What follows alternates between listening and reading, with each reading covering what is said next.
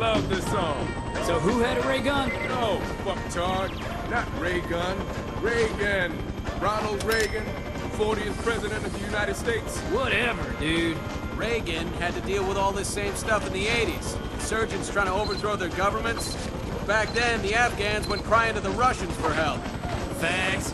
This pisses Reagan off so much, his boys whip up Operation Cyclone and use the CIA to arm and train the Mujahideen. One of these CIA-trained badass Lawrence of Arabia SOBs who kicks the Russians' asses out of Afghanistan ends up being Osama bin Laden. Oh, snap.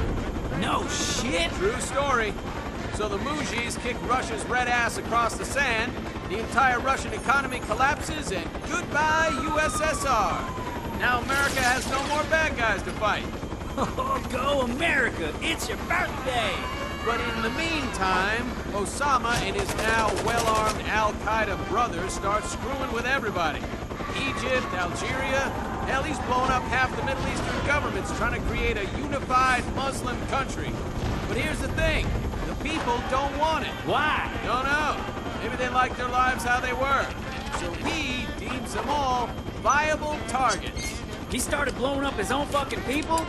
Man, that's fucked up. Yeah, that's why they're called terrorists, douchebag. So Bush Sr. becomes President 41. Before we know it, he's balls deep in Kuwait fighting Saddam for the Saudis. This pisses Osama off so much, he starts mouthing off about Saudi Arabia.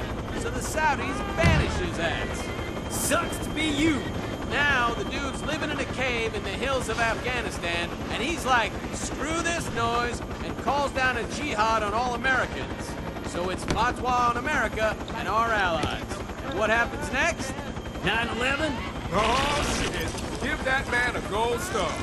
Fuck you, bitch. The Marines are balls deep in Iraq, Afghanistan, and now this butthole.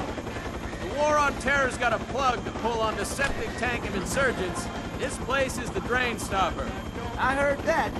Every evil bastard that got banished, kicked out, had nowhere else to go, they came here. Anyway, it's the ETIM you really need to be worried about.